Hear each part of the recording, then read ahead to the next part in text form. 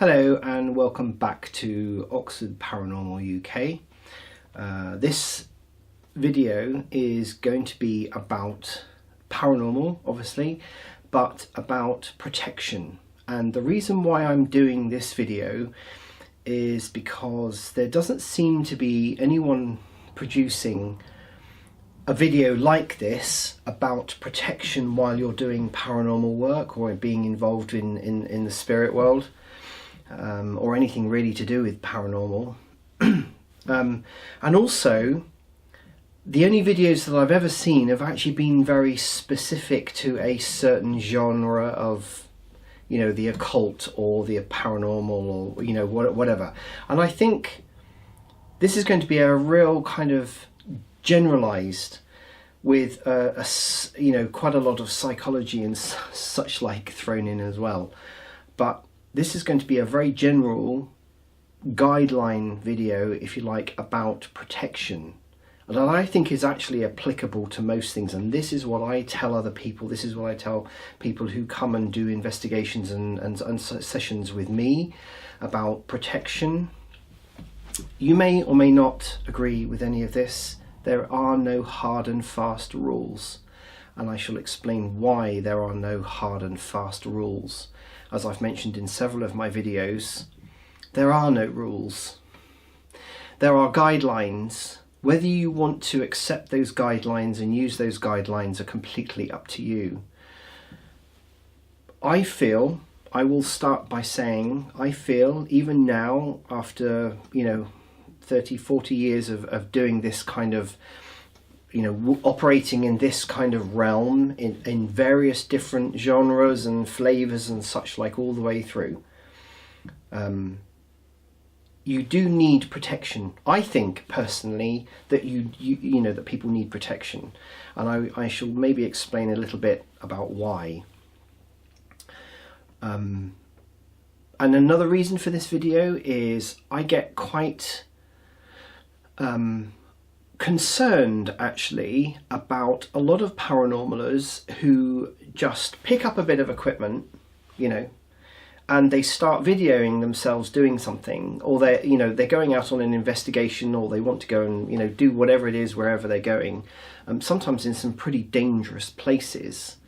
They don't appear to me to be protected at all. And the reason why I'm saying that is because very often these people get attacked. They provoke things that they don't understand. They're getting involved in an area that they don't really understand. And like anything in life, if you're going into a sort of a danger area or an area that could be potentially dangerous, any sensible person would feel that they need to protect themselves in some form or measure against what could potentially happen. Even though you don't really know, you need to be prepared. Preparation is key in everything. And the other thing is, in the 30 odd years that I've been doing this, I have always protected myself and kind of touch wood. Nothing's ever really, nothing's ever happened to me that wasn't within my control. I've got a few things here, and again, I am not, by any means the authority on any of this. I'm just passing on some information, and hopefully generalized information that could be applicable to just about anyone. First off, I will say, before doing anything, you need to know what your intention is.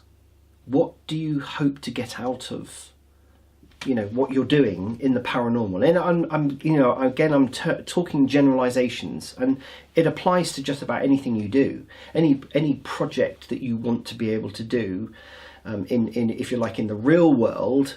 You're going to build a house, for instance. You need to know, what is the intention? What do you want it to look like? How do you want it to, how do you want to interact with it? What do you want to get out of it? These are not, specific things that, I'm not going to be talking specifics, but generalizations. Okay. So you need to go into whatever it is you're going into being prepared. Okay.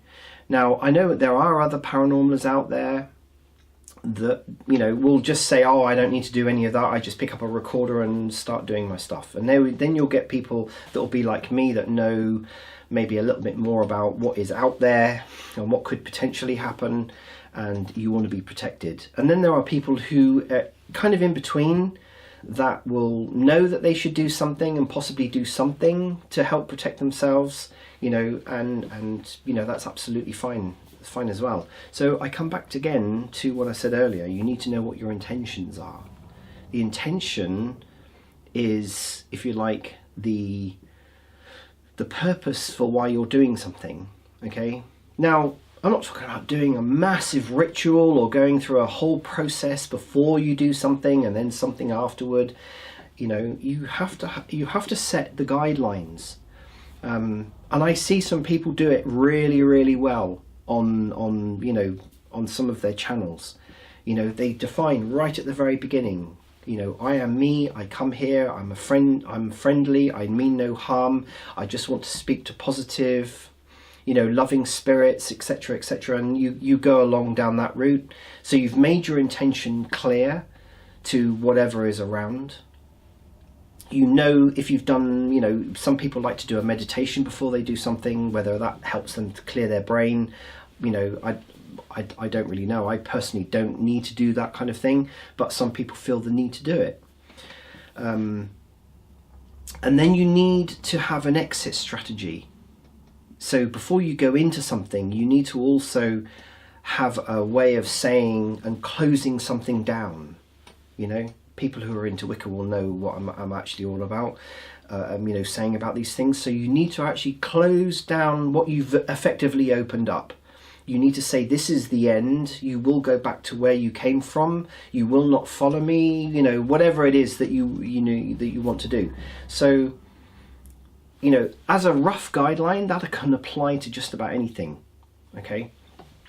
What I'm going to touch on now very quickly are the things that, you know, I will use, and it depends on the situation. It depends on where I am, what I am investigating, who is actually with me at the time. Am I on my own? Am I with someone else? You know, and some of these things will become, you know, some of these things are just what I use in my own paranormal world. You know, and again, it's a cross section. Okay, protection can come, you know, you can kind of invoke in protection in your head by saying things like, and people do say these kind of things I've seen in videos, you know, you can visualize. If you're very good at visualizing, if you're a visual person, you can visualize yourself being protected by a white light, a protection like a bubble, or, you know, some sort of protection that's actually surrounding you. That works really, really well. I liked burning incense. I'm a visual person, plus I'm an olfactory person, so my senses for smell and sight are actually quite heightened. I like burning incense, as you quite can see here. Some people like to burn candles. I like burning candles. I don't, you know, I have used candles with intention, but I tend to actually use, because my sign is an air sign, I tend to actually like, you know, burning incense. So I use this as my method of helping to create an environment that is safe, that I can operate in. Some of the other things I will actually touch on. Some people like to use, you know, a Bible. Some people like using crucifixes. You know, I'm not averse to using those things. I was brought up as a Catholic, you know, and again, there are things I like and I dislike about Catholicism or any form of organized religion, you know, Christianity specifically. I have things like Catholic holy water. I have Wiccan cleansing and protective water, you know. As I say, things like sage are good for cleansing. You know, there are lots of herbs and incense sticks and such like. Again, I'm going to be very general, I'm not going to be specific, but there are certain incenses and such like that can be used to build up that sort of protective barrier between what you don't know and what is intangible and yourself. We're not talking about physically either. We're talking about mentally, psychically, astral planely, and all of those other things. You know, you need to be aware of the levels that you're actually working with. You're not just in a room with a recorder. You are effectively, you know, stepping into a realm that goes way beyond this physical realm that you happen to be in, and you are talking with, well, the other thing is we don't really know. We haven't really got any conclusive proof who we're talking with. I know who I am talking with. I believe I know, you know, who and what and whatever I'm actually communicating with. I think a lot of people don't really know. Therefore, your protection level needs to be pretty high. You know, there are things like what I call real incense, you know, incense that comes from resins, real sort of, you know, thousands and thousands of years ago. You know, people have been using this kind of resin and incense and woods and herbs and such like for many thousands of years. And again, there are specific formulas for protection, you know, that you can use out there. Some people like to use crystals. I like to use crystals. I find that crystals are a very good communication tool, but it can also be used for protection as well. I wear a pendant that's got an amethyst in it. You know, again, you know, some people like to wear a crucifix, some people like to wear a pendant or wear a ring. You know, do you see where I'm coming from? I hope you do. I hope you do. Another form of protection, or a way of actually protecting yourself from on a psychic level, is a thing called a witch's bottle. Okay, now again, it's about the intention. Okay, forget the label that goes along with it. Research witch's bottle.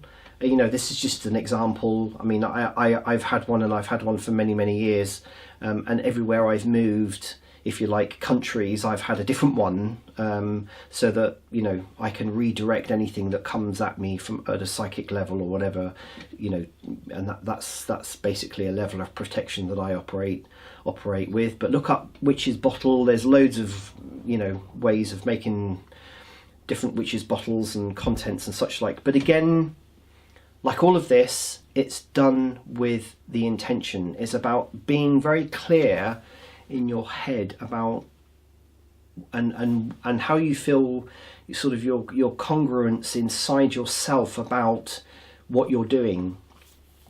As I say, I see so many people don't appear to be protecting themselves. I've seen some horrendous things on YouTube where people are being attacked because they're provoking things that they don't understand. They think it's a game, it's entertainment, you know, oh, you know, this is fine.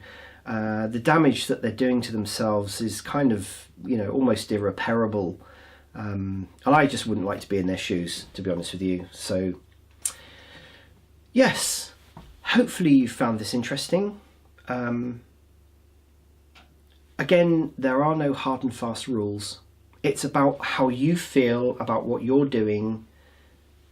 You know, if you think that, you know, a toy or an object or something gives you or aids you with giving yourself protection, then that's absolutely fine. If you feel that you are protected by, you know, surrounding yourself with light, with different colours of light, you might, you know, whatever it is you feel, just make sure that you stay safe. Please make sure you stay safe out there. And just take any form of protection that you feel that, you know, is useful to you. That's all I wanted to really say. If you have any comments, you want to ask a question, you want guidance, you don't like anything that I've done in this video, or you completely think it's a whole load of crap and that, you know, you don't actually really need to do it, then fine. That, you know, that's your opinion, your life, and your you know, that's your option. You know, that's not really important to me. But if you have found this useful, thank you very much. I do hope some people will find it useful, and I look forward to speaking to you again in another video. Thank you for watching.